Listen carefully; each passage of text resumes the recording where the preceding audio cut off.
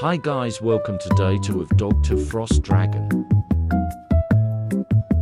Here is an updated inventory tour of what I have so far.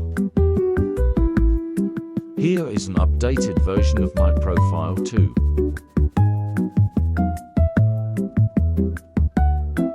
I started off by hatching lots of eggs. Here is what I got. It's all really bad.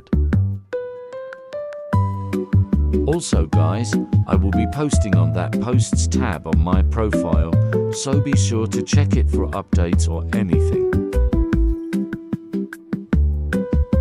I also got another donation. Thank you so much for all your help.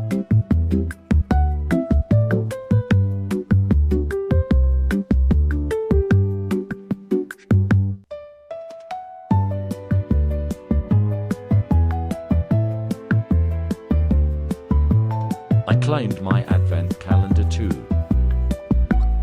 Decorating my lovely house for Christmas, it's so ugly. Lastly, I made my neon, and it's my first neon. I also got my trading license, but I forgot to record sad face. Well guys, that is part 2. Thank you so much for all your support. See you tomorrow.